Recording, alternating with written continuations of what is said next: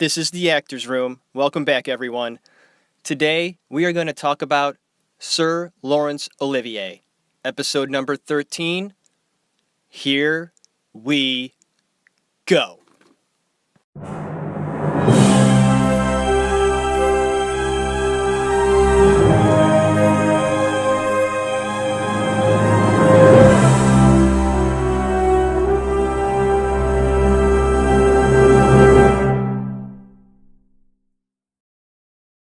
Game of make-believe. Originally, it's just like a nursery game of make-believe. In a way, the essence of it is that. I'm going to pretend I'm a fellow called Hamlet. I'm going to pretend I'm a fellow called King Lear. Lear is... I'm sorry, it's regrettably easy for me. Because now, in my crusty old age, I'm almost exactly like him. I haven't the majesty, of course, but I have every other characteristic of Lear. Unreasonable, impossible, stupid, stubborn, and I'm sorry, that's me. In Hamlet's time, I was much more like Hamlet. I had all those qualities, all the weaknesses, particularly. And I think... if you can recognize, I think that's a little secret for the actor. Use your weaknesses. Aspire to the strength. There are these people who say, Lord Olivier is just the peerage. If only he didn't... No, they just say, he's really one of the boys. He loves to take a drink and he's got some barroom language. I'm afraid the last is true. When you were awarded a Doctor of Humane Letters, Noel Coward said 4 letters. Yes. Yes, Doctor of Ordinary Letters, wasn't he? He said 4 letters, I presume. Yeah, sorry about that. Would you do anything over? I don't think so. One, is it H.G. Wells had a wonderful line to somebody who asked him that. Do you believe in another life, Mr. Wells? And he said, he had a rather thin voice. He said, no, thank you. One life's quite enough for little old H.G. Well, I think one feels like that. To start off the show, here are a few quotes from Sir Laurence Olivier. The actor should be able to create the universe in the palm of his hand. I should be soaring away with my head tilted slightly towards the gods, feeding on the caviar of Shakespeare. An actor must act. Living is strife and torment, disappointment and love and sacrifice, golden sunsets and black storms. I said that some time ago, and today I do not think I would add one word. So those are a few quotes from Olivier, give you a little insight on him, just right off the bat. And I'm going into this episode sort of, heavy-hearted in a way, because I'm just guessing that most of the audience that listens to this podcast is not really going to give a shit about Laurence Olivier. They're going to go, who? Or, yeah, I've heard of that guy, with that Shakespearean actor guy, or I've heard of his name. He's an older actor. I really don't know anything about him, and I really don't care. But you know what? He is important because I think, and this is just my personal opinion, I think he's the second greatest actor ever, behind Marlon Brando. And that's saying something to me. He's an important person to know about, to study, to watch his films. He is very interesting. He brings something that, this is before Brando's time. He was known probably as they say he's the best English-speaking actor of all time. And that should be talked about. So although there may be a large amount of the audience that will maybe see this episode on the list, this is number 13, an unlucky number, but not for Laurence Olivier. This is going to be a good number. But like I said, you're looking at my show, say, and you see episode number 13, Laurence Olivier, I think most people are going to be, why even bother? I hope and pray that someone does click on this episode and is somewhat interested or intrigued and say, Laurence Olivier, you know what? I want to know more about this guy. I've heard of him, but I'd like to know more. So I hope this episode can do that for you. Although it may not be a very popular episode, I believe that it's an important episode. So I hope you enjoy the show. This is going to be an important episode of this podcast. Laurence Olivier is widely considered the greatest actor of the English-speaking language. I remember taking a film history class at Cleveland State University. My professor was asked a question from one of my classmates about who she felt was the best actor in the history of film and stage. And she said there were only two people that entered her mind to answer that question: Marlon Brando and Laurence Olivier. And it is quite amazing how that stuck in my memory, because I had never really given that much thought at that age. I was probably around 17 at that time, and I never really thought about it. I watched movies, yes, I enjoyed them, and then end of story. I kind of just moved on with my life, never really thought about it.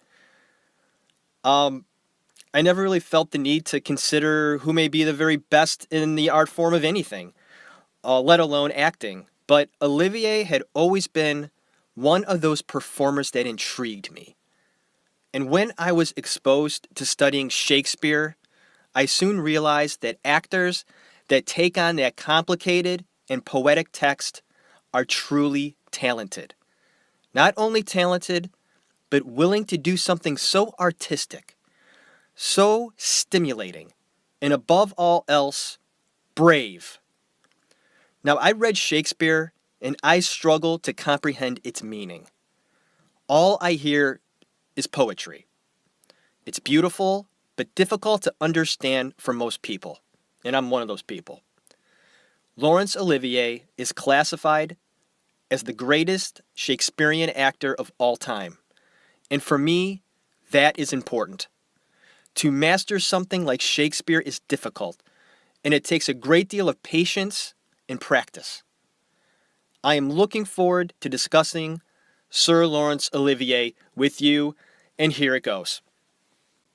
Mr. Olivier was a classically trained actor, and this is a stark distinction in regards to all of the actors that I have highlighted already. Larry comes from a different time, you have to remember. He was taught to work a certain way in the theater. You acted, you got loud, shit like that. You showed emotion on your sleeve. Olivier believed acting was just that, acting. And there's no doubt in my mind that he was the best actor ever that created moments from the outside in, as opposed to a method actor, right, from the actor's studio, who worked from the inside out. A method actor's performance will change drastically from performance to performance if they're doing it correctly. They are encouraged to follow their natural instincts. So, an example may be that an actor on any given day is sad or in a bad mood, okay? Now, it's very possible for this actor to use that in his or her role. So if you're in a bad mood one day, it's almost encouraged to use that bad mood in your work to make it more authentic. Things happen organically and help to produce a nice performance. Larry Olivier, he wasn't taught that way. It was completely different back then. When he was taught to be engulfed with the written text, study it, conduct thorough research, do your homework, and then do the role. He also used makeup and costume to create a character. I really believe that someone like Laurence Olivier considered his makeup and costume and his whole getup very important in his acting. And that right there is a great example of someone working from the outside in. Now, a nice story came from an interview that I found out about uh, with Joan Plowright. And now, Joan Plowright was one of the wives of Laurence Olivier. They had a pretty big age gap. I think he was much older than she was. They acted alongside one another in the film called The Entertainer, which I'm going to get to later on. A great film. I guess Olivier and Joan went to see a play and noticed one of the well-known actors didn't give a notable emotion during one of their scenes. Well, Larry found this to be very curious. So, he went to have a word with this actor after the show. Larry asked the actor why he didn't display the emotion that he was supposed to, and the method actor said that he didn't feel it. I just didn't have that emotion at that certain time, and I didn't want to lie to the audience. Larry stared blankly ahead and replied back, "Well, how is that different from what you've been doing all night?" You know, lying to the audience. It just makes sense, doesn't it? When you think of it that way. I mean, here you have these method actors that have their method and it works for them. And they reach a certain point in a performance where they're supposed to go for broke, so to speak, with a very emotional moment. And if they don't feel it, so to speak, they're not going to give it their all or show that because it would be fake. And the audience wouldn't get it, right? But Olivier felt that you're up there on stage, not you. You're playing another character. You're playing another emotion, hopefully pretty truthfully to the text. But you know what? You've been lying all night. Keep lying. Hopefully you'll do a good job. So he felt that part of acting to be quite silly. And I think as long as you gave a nice performance, he really didn't care how you got it. The point is, actors live truthfully under given imaginary circumstances, and it's as simple as that. Laurence Kerr Olivier was born into a generation that started just after the turn of the century. It was a lucky generation. This generation was too young to have their lives destroyed by the First World War and too old to participate in the Second. It was Olivier's generation that enjoyed the new freedoms of the 1920s and flourished in the revival of the theater. He was born on May 22nd, 1907, at 26 Wathen Road, Dorking, Surrey. The Great War started when he was 7 and ended when he was 11. His father's name was Gerard, and he was a priest. I don't know how to say this word. I'm probably going to say it wrong and sound like a moron, but I'm going to do the best I can. Here it goes. Anglican. I think that was pretty close. An Anglican priest. And he was also a former schoolmaster. Gerard, his father, had a loud and resonant voice, and he conducted many famous sermons. He was rigid with his opinions and was the master in his own home. His father loved the whole romance and essence of Christian traditions, and you would see him strutting majestically in sweeping robes. Larry is the youngest of 3 children, and when he was 3, the family moved to Notting Hill, West London. They didn't stay there for long as Gerard found a new parish in South London, so the family moved again. The family grew up somewhat poor, but not too poor. The way Gerard ran the family, you would have thought they were poor, though. They were prone to portion out toilet paper. Now that sucks. And also how much water each of them could bathe in. Olivier recalls always washing in dirty, tepid bathwater. Now that's feeling fresh, isn't it? And although Larry earned a great deal of money in his lifetime, he seemed to inherit his father's frugal ways. Olivier would be adamant in his own memoirs of how he gave sideway glances at the unacceptable high cost of living. Larry was not close to his father, and he explains that he was a domineering man and he was often very afraid of him. And here we go. This is just a dominant theme in the lives of actors, isn't it? I'm finding all of this research I'm doing on these people. I don't think any of them got along with their fathers. Their fathers were just strict, unloving. They just weren't available emotionally, maybe, or they weren't even in the picture. Right? Interesting. I think we're on a roll here. As I continue to do episodes on actors and actresses, I'm really going to start paying attention to that now. And I'm also going to make it very noteworthy that the next actor that I highlight that actually got along with their father, I'm going to try and make a point of that. And I think it'll stick out pretty good because so far, I don't think anybody has got along with their father. So that's a very interesting point, and I just realized it this very second. All right. Maybe his father was incapable of love. Or maybe it was just a sign of the times. And fathers in middle-class families back then thought that keeping your distance from the children was the right thing to do. I think that's the stupid thing to do, but hey, back then, I don't know. I just think everybody has common sense. I don't care what time period you live in. I think either you're a good father or you're not. These excuses, I'm sorry, I just don't get.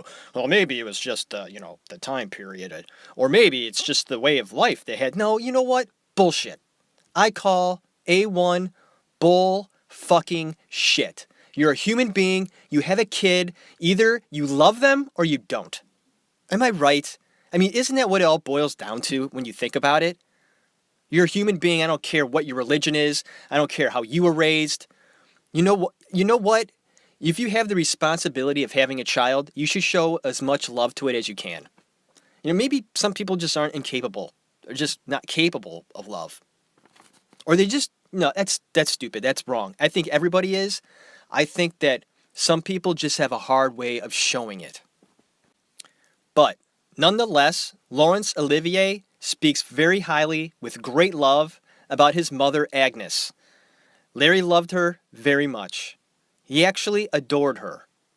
Some say that he had the utmost respect for her, that his later relationships with women were affected because he compared them often to his mother. No woman could compare. Friends of Agnes have stated that she was a dark, lively, and competent woman. Larry's sisters has said this. Here's a quote from one of Larry's sisters. Quote, "She was the most enchanting person. Hair so long she could sit on it.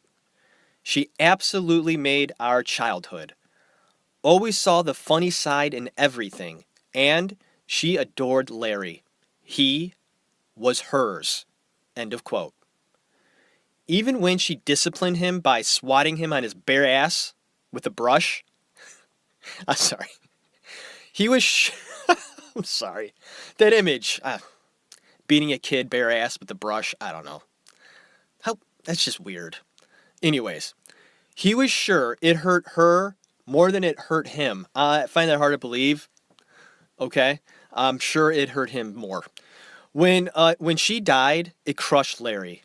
Her death was the greatest tragedy of his life. One of the very last things she said to him was this. She said, "Darling Larry, no matter what your father says, be an actor. Be a great actor for me." And that's the end of the quote. Larry also felt that he was the third wheel among the children in the eyes of his father. His father had a daughter and then a son. And then they had Larry. Ouch. Ooh. And if he actually felt that way, man, that's gotta suck. All right. At 13, Larry attended St. Edward's in Oxford in 1920. And he was miserable there. He only excelled in choir and theater, and also was referred to from the other boys in school as, quote, the sidey little Oliver. Not Oliver, sorry. The other boys in class. Oh, that's so mean. I'm sorry. I said his name wrong and I laughed. I'm not laughing about him getting picked on. You know how I feel about that. I laughed because I said Oliver. And You know, it looks like Oliver. When you see his name, it's Olivier. But they called him that sidey little Olivier. He was a pretty boy, and he was picked on by other classmates and was singled out by one of his school masters for frequent sadistic punishments. Olivier would say, quote, "With my trousers down, I was made to bend over, and he laid into my bare flesh until my screams reached across the courtyard." Quote ended. Jesus. You know, I grew up in the 80s, all right? And I probably just missed that where they started to get rid of that whole beating out kids in school. You know, when kids acted up, like when my parents went to school, they got hit if they did something wrong. They brought them up in front of the class and pretty much told them to bend over, and they beat their ass in front of everybody. I couldn't imagine being in class and seeing one of my, I gotta tell you folks, there were a few kids in my class that fucking needed it, because I guarantee you they were not getting it at home. I guess Larry over here got it a little too far. This schoolmaster was hitting him probably for no reason, and this school teacher actually eventually ended up getting fired. Thank God. Okay, I have to mention this about Laurence Olivier. When I did my research, I discovered that Olivier was a fantastic liar. He lied often in his early life and would get punished accordingly when caught in a lie. But it is often stated that some of the finest actors are terrific liars, and he found himself to be pretty damn good at it. He did it to get away with bad behavior or just to manipulate his parents into giving him a treat. His lies were imaginative and were told with such assurance that at first they were believed. This was the first unconscious stage exercise of a boy who was born to be an actor. Olivier had a beautiful singing voice and was in the choir during his childhood. The choir also performed the first half of Shakespeare's Julius Caesar, and the young Olivier was given the part of Brutus. The legendary actress Ellen Terry saw the performance and wrote in her diary, "The small boy who played Brutus is already a great actor." The next two plays he did were Twelfth Night and Taming of the Shrew, in which he played the female role in both productions. How about that? That's weird. And I don't know if they put him in a female role because he was just like the best actor in the room and they thought that he should have the most important roles, whether or not it didn't matter what the gender was. I guess that would be my guess, but I don't really know. It is said that his experiences playing women roles and making himself feel right in them gave him a manner which seemed to be effeminate. Well, that's going to happen. You got this young kid, very talented, seems like he could do anything, playing female roles and probably doing them very well, learning how to walk like them, talk like them, react like them. That can mess you up, man, especially at a young age. I mean, you're walking around like a girl, it may rub off on you and just making you become effeminate in that way. And I think this is what happened to Larry. Larry was 13 years old when his mother died, so his father now had to take care of the children on his own. Larry's brother traveled to India to be a rubber farmer, and this fascinated Larry very much. He wanted to go, and as soon as he could. He pled with his father to let him go to India to follow in his brother's footsteps, but Jared said, "Don't be silly. You're going to be an actor." Olivier was amazed, and mostly because his father had been paying attention all along and had seen it clearer, and clearer. More clear than Laurence himself. I was amazed that he'd thought things out for me at all, and B, that he'd thought things out that far, and that he'd had I secretly knew that he was right, that I ought to be an actor. I think possibly one of the most strongly contributing facts towards such an ambition was my upbringing. The fact is, I think, that the atmosphere of genteel poverty is probably almost the most fertile ground for ambition that there can be, because you simply say, I want to get out. I'm going to get out. When I get out of this, I will show them. I will show them. I will show them, without having the faintest idea how you're going to show them or what you're going to do to show them. So I simply had this driving. I'm going to be a simply smashing actor. I'm going to be a smashing actor. How? Probably I wanted emotional parts more than any other. Your first important job was at Birmingham, wasn't it? Birmingham. That was a very sought-after thing. That if you were a serious actor and went... there were two types of actors, one very much less than the other. There was the sort of old boy type of actor. Get a jolly good juvenile part, old boy, on the road, old boy, for £12 a week, old boy. That's the life, old chap. And eventually you get 40 quid a week, old man. There was one very strong influence in the theatre of going into the theatre for what you get out of it, and for the sort of success you make, the sort of clothes you could wear, the sort of golf you could afford to play.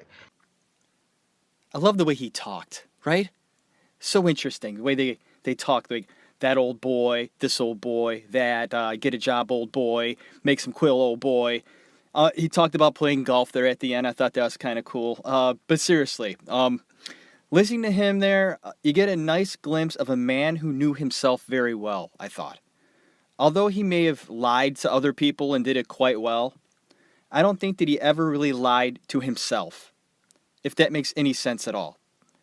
He took hold of acting, and a nice example of this is when he was around 16 years old.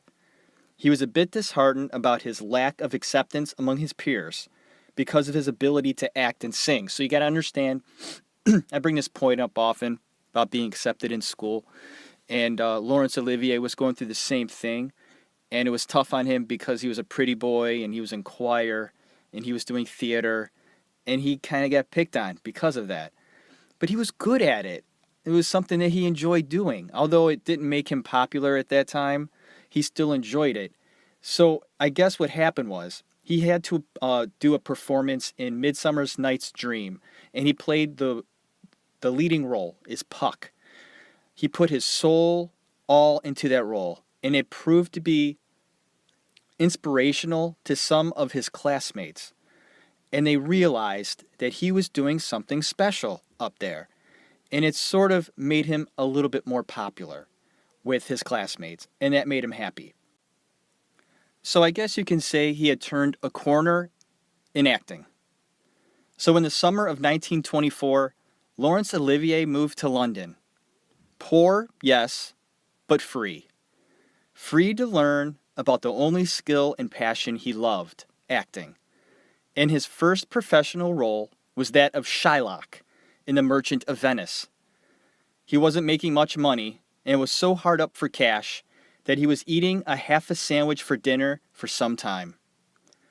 Olivier's next big step was joining the Birmingham Repertory Company in 1926.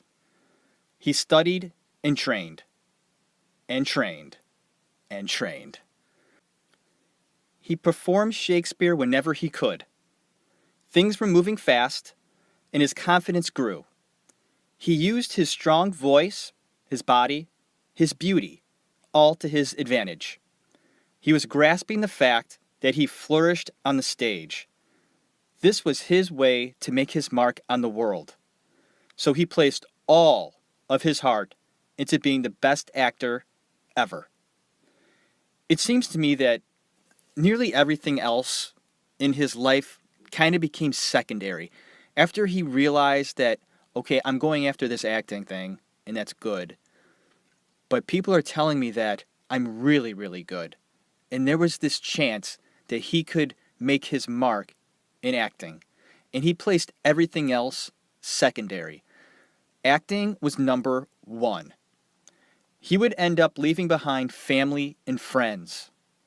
He was stubborn, but he had one thing on his mind: perfecting his work. In 1930, he married his first wife, Jill Esmond, and he also found himself earning a contract of $1,000 a week for a 2-film deal. His colleagues scoffed at the idea of him joining the Hollywood scene, so I guess it was frowned upon back then for English performers on stage to go ahead and act in front of the camera. How dare he?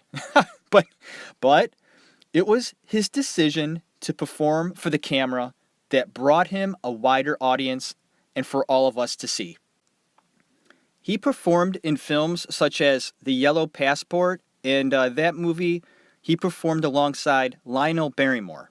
The other movies were Westward Passage, Perfect Understanding, and Family Business, and the latter two were done in England. In 1935, he acted alongside one of his idols at the time, John Gielgud. And John had seen Larry in productions in the past and was really impressed with him. So he decided to give him the role of Romeo, and of course, Romeo and Juliet. John played Mercutio, and soon they both decided that they would switch their roles just for fun. And the play went on to break all box office records, running for 189 shows. Now that's incredible. But Olivier was not impressed with the critics' response to his performance. Though they praised him for his acting ability in both parts, they also said his voice was not as good as John's. And this left a bad taste in his mouth, and he never forgot about this. It would end up putting a split between John and Larry. And they became sort of like rivals in a sense. And I think that happened a lot in the acting world. Maybe it still happens today, but I think it really happened a lot back then. There were some big egos going on. And if they felt that they were being wronged in any way, and I think Larry really did, he kind of saw John as an enemy, which is really kind of fucked up. But I think that was another way to keep himself sort of motivated. Great word to explain what can be described here, this riff. I really do believe that he found it to be motivating. John's brilliance, in performances that he did early on in Shakespeare, gave Larry something to shoot for. So I think that can explain it. Okay, so soon Olivier joined the Old Vic Theatre and performed in Hamlet. Once again, critics giving him rave reviews, loving his work, but always second fiddle to John, who did the role years before. He also acted alongside Alec Guinness in Twelfth Night at the Old Vic Theatre. Henry V was his next play, and then came a few films called As You Like It and Fire Over England, which he co-starred with Vivien Leigh. Okay, here we go. We're going to get into this part of his life, and sometimes I don't like doing this. I kind of shy away from personal stuff that just might be a little touchy, something I don't want to talk about. But I think that this pertains to Larry and who he was and how it played into his life at this time. So here we go. Larry fell head over heels for Leigh. So much so that he states that he couldn't resist her. Here is a quote from Larry himself about this matter. Quote, "I couldn't help myself with Vivien. No man could. I hated myself for cheating on Jill, but then I had cheated before. But this was something different. This wasn't just out of lust. This was love that I really didn't ask for, but was drawn into." End of quote. Both Larry and Vivien were married at the time and had families of their own. Wives and children they would leave behind to court their relationship. This type of behavior was frowned upon in this day, but they couldn't deny their feelings. Olivier's son would also comment years later, and I saw a documentary about this, quite touching.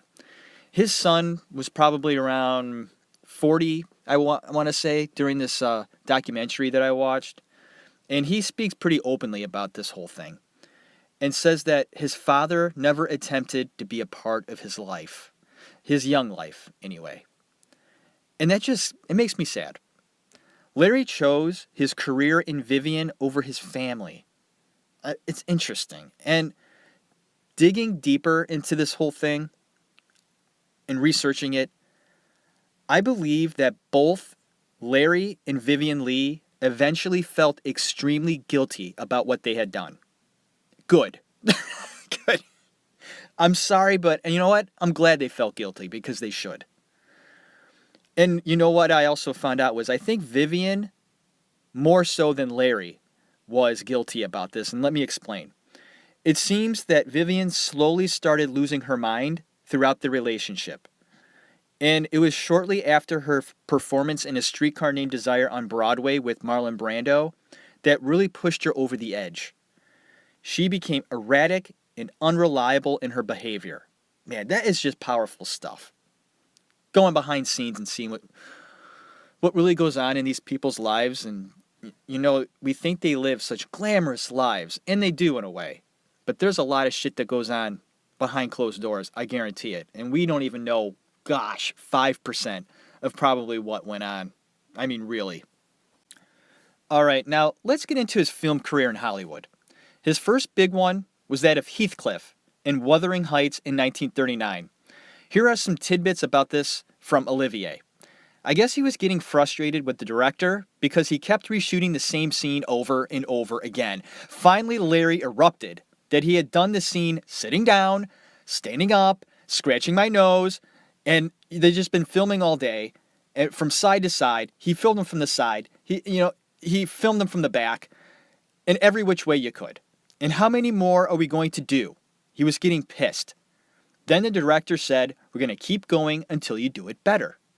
And Olivier would go on to say years later that this type of directing made him a better actor in the end. And the two leads that were in this production, played by Larry, and Merle was the actress that he played with, detested one another. They would get done doing a romantic scene and then spit. Yeah, they were like, the way I see it is like they were kissing each other and being all, yeah, hot and heavy. I love you. And then cut. And they would. And I guess Larry also was a spitter just naturally when he gave his lines. And they're like little spittle coming out of his mouth. And he had no problem whatsoever just spitting on this actress whenever he was giving his lines. And the actress was just getting fed up. Would you please keep your spit in your mouth and all that stuff? So they didn't get along on set, and they both made it pretty clear about that. Larry had also been suffering from a foot ailment during shooting.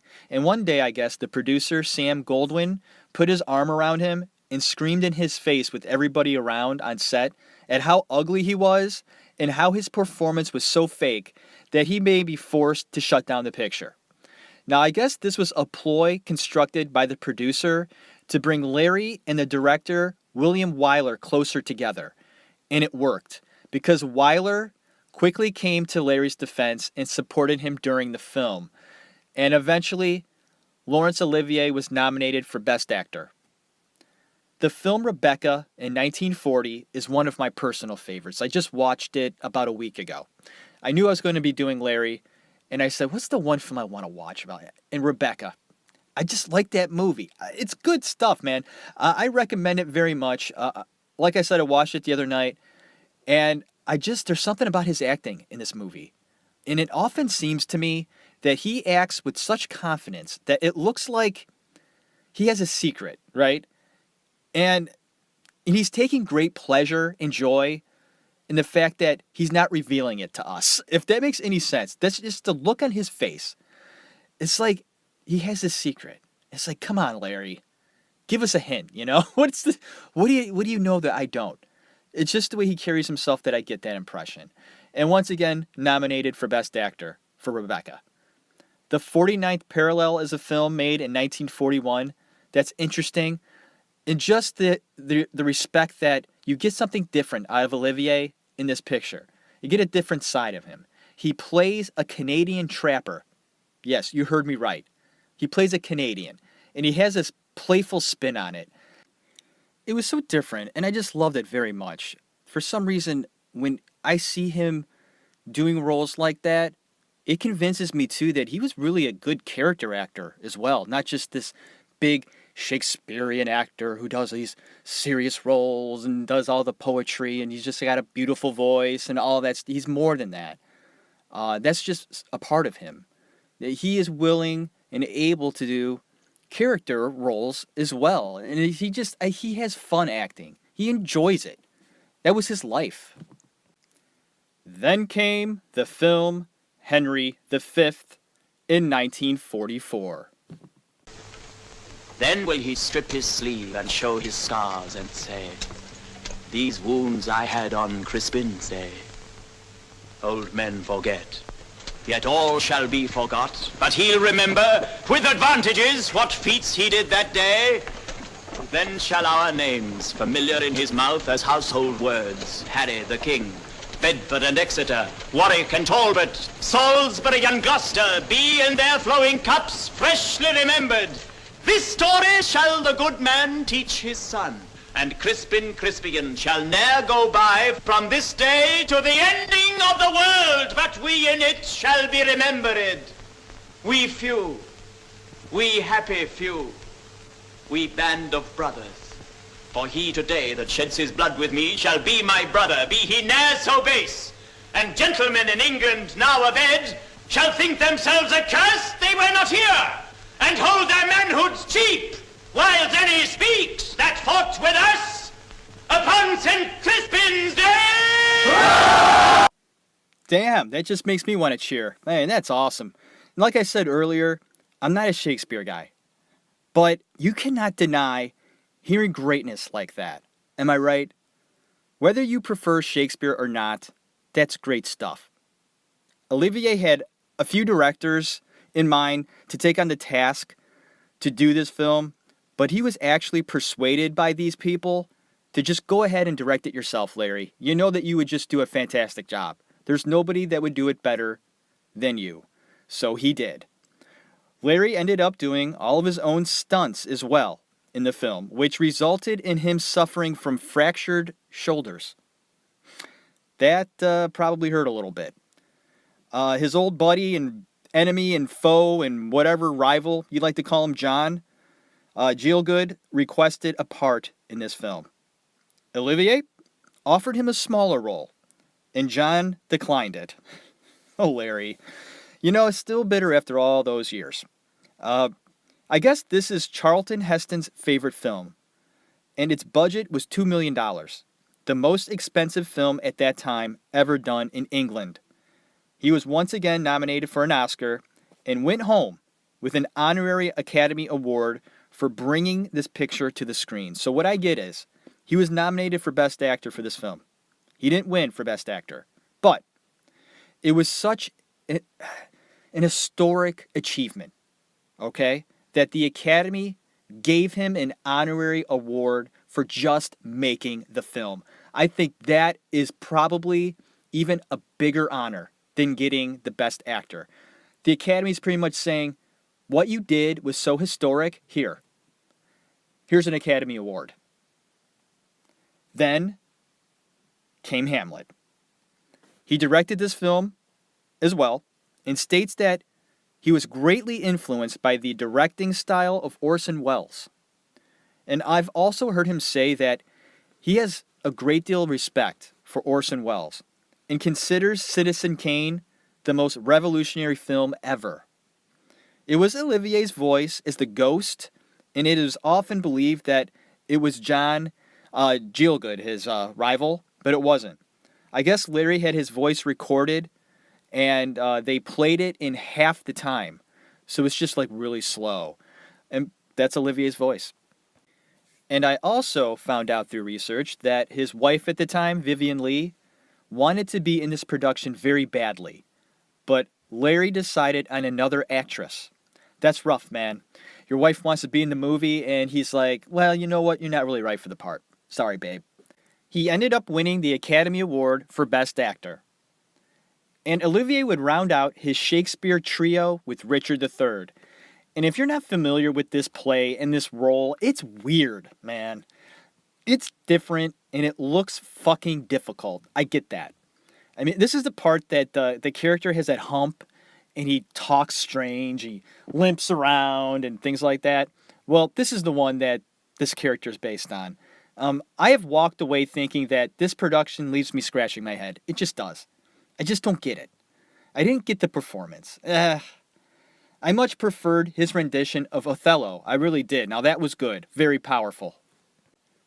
Of note is a film he starred in with Marilyn Monroe called The Prince and the Showgirl in 1957. Olivier directed the film and did not get along with Monroe during shooting. He was not patient with the beautiful actress when she kept forgetting her lines. And this was something that Monroe was kind of famous for. She wasn't too good on the set, showing up late, not knowing her lines, things like that. Olivier he just wasn't buying it. But I want to discuss the film he did in 1960 called The Entertainer. There is some seriously good acting going on here. And he took this role because he felt that he was very much like the character at this time in his life. And it is sort of a creepy character because of how he portrays the man on stage. The guy he plays is a show performer that concentrates on singing acts. And his rendition is odd and, well, entertaining. But his greatest contribution to the film is this scene right here. See this face? This face can split open with warmth and humanity. It can sing, tell the worst, unfunniest stories in the world to a great mob of dead, drab Burks. And it doesn't matter. It doesn't matter. It doesn't matter because look at my eyes. I'm dead behind these eyes. I'm dead. Just like the whole dumb, shoddy lot out there. Nice. You have to watch that scene to really get it. Playing it for you is great, and you get to hear it. But he's drunk in this scene, and he is all over the stage.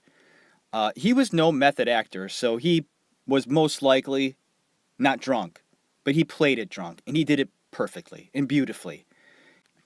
He shows us what he needs to show us, and that is everything. This role was written specifically for Olivier. And he also met his future wife, Joan Plowright, while filming this film. Of course he filmed the film. I hate when I do that. I hope I don't do that a lot. I caught that just then. I hope that's the first time I ever said that. All right. They married a year later and stayed together until Larry's death in 1989. So they were together for a long time. Now, this movie, The Entertainer, was originally done on a stage, with Larry winning the Tony Award for this performance. I didn't know that. And doing the research, I found that to be pretty cool. Good stuff, and a film of note to watch. I really do recommend it. Spartacus was next up, and he was asked to direct it. So I guess what happened was Kirk Douglas was having a hard time getting along with the director, and his name was Anthony Mann. And he was eventually replaced by Stanley Kubrick. But at one point, they asked Olivier to direct it, and he felt it just would have been too much, directing and acting in the same film. Olivier and Charles Laughton were longtime enemies, just like their characters were in the film. And Larry was noted as helping Tony Curtis with his acting. And then Tony Curtis gave Olivier tips on how to work his body, to get into shape better. But during this time of his life, he was on the verge of breaking up with Vivien Leigh. So it wasn't the happiest times for Larry. A film of note is Khartoum. He plays a Middle Easterner called the Mad Mahdi. And just listen to this voice.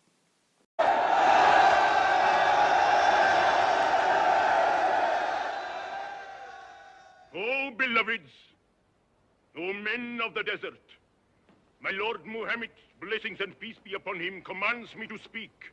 For I am the Mahdi, the expected one, and I am sprung from the forehead of the family of my Lord Muhammad, blessings be upon him.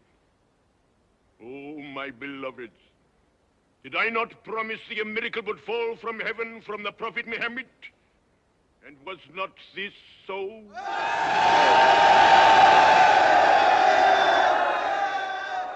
Ye fight a holy war against the fat and the corrupt and the sinful and the unbelieving.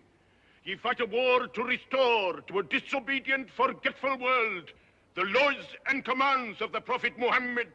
Blessings and peace be upon him, whose instrument on earth I am. Exult ye not that men are dead, since more must die tomorrow. Oh, my beloveds, in a vision the Prophet Muhammad has instructed me, let mountain and desert tremble, let cities shudder, and let the fat and the rich and the corrupt in far places mark this moment and turn in fear of all those miracles to come. And let none in all Islam from this victorious hour believe I am other than the expected one, the true Mahdi. Beloveds, it is the hour of prayer.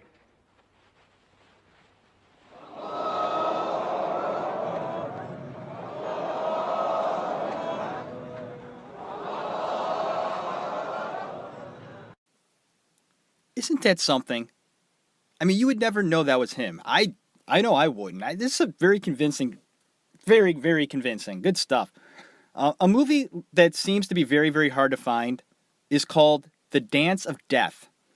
I tried to see if there was any way I could see some snippets of this movie, but there's nothing out there. Nothing at all. I guess it's just a hard one to find, but I'd like to watch it. It seems really interesting. It's called The Dance of Death. I don't know. It just sounds like it would be a good movie. I just have a feeling sometimes about movies, and for some reason, I just think that this would be a good one to watch. So hopefully I find it. Olivier does a nice job with Chekhov's masterpiece called Three Sisters. He directed this film and he stars in it. And his wife Joan was in it as well. And it looks like Larry is having a good time on this picture. I kind of like this one. It's good. In 1972, you get to see two great performances from Larry and Michael Caine. The film is called Sleuth, and it is way underrated. I think it was appreciated at the time, but it has been, I think, a movie that has kind of been swept under the rug because you get some great performances by those two, Caine and Olivier. Caine was also beside himself to be working with Olivier that he didn't know what to call him. Olivier stated that he was named Lord Olivier, and you are Mr. Caine. I love that. I'm Lord Olivier. You're Mr. Caine.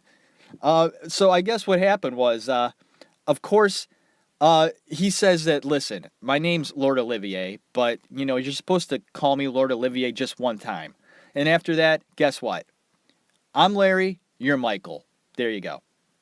Then in 1976 came Marathon Man with Dustin Hoffman. This film has a lot going on and off the set. Larry was diagnosed with cancer a short time before the picture started. He was going through treatment, and the picture was filmed alongside this agonizing treatment that he was going through. He was in a lot of pain and was prescribed strong painkillers to help him get through the filming. So it seemed that he was heavily sedated, and he took this part because he also felt that he would be dying soon, and he wanted to leave some more money to his family. Dustin Hoffman, being the method actor that he was, stayed up late to help with his character. Olivier would see this and ask, why don't you just try acting? It's so much easier. This is a great picture.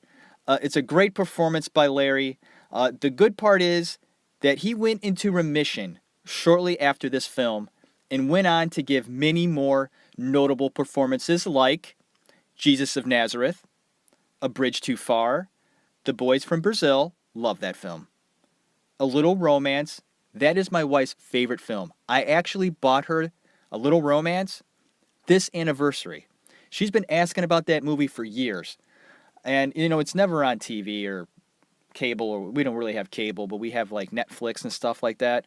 And it's never on there. She's been asking about it for years. I finally bought it for her on DVD, and we haven't watched it yet. I think I got it in the mail last week, and we're looking forward to watching that movie. A Little Romance with Diane Lane. Good movie. He was also in Dracula, of note. In Clash of the Titans, he plays Zeus. And when I was a kid, I loved Clash of the Titans, and Zeus was a very powerful character. Sir Laurence was nominated for 10 Academy Awards. Here are the wins. He got the honorary award for Henry V, Best Actor in Hamlet, and he received the Lifetime Achievement Award in 1979. His other nominations are Wuthering Heights, Rebecca, Richard III, The Entertainer, Othello, Sleuth, Marathon Man, and The Boys from Brazil. Sir Laurence Olivier proved that there was acting before and after Marlon Brando. Oh, it's true though. It's very true. Although it wasn't the same sort of technique, I believe Larry found a way to be a great performer by using his imagination to the fullest extent. And it was his elegance that made him such an intriguing character, one of the greats of all time. And I want to leave you with this as I wrap up Laurence Olivier on this episode number 13 in the Actors Room, is that Laurence Olivier adored to act. He loved it so much, and it shows in his work. If you really sit down and watch his films, you will notice that. He is having fun. And it's plain. And I think that's probably what intrigues me about him a lot too. Not only his just impressive resume and all the Shakespeare he did, which is just amazing too. When you think about all the characters he had in his head at one time, doing all these roles, they're not easy roles. All that dialogue. Think about it. Pick up a Shakespeare play. Take a look at it. And go ahead and see how many lines this guy had to memorize. That's not easy text, man. This guy was truly brilliant. One of the greats of all time. Important to talk about. So thank you for listening to this episode of The Actors Room. It was an honor talking about Sir Laurence Olivier. I hope you enjoyed it. You'll learn something. Once again, very important to talk about my show. I went ahead and found a new hosting site. It took me all week to do it. I did research. Like I said, I didn't want to do it half-assed, and I found something that I think is going to help the show. I chose a hosting site called Libsyn. So we're going to see how it goes. So far, so good. The site's up. Everything I think is ready to go. I want to make sure I have everything transferred over because it's such... You don't want to do anything wrong, and that would just suck, you know?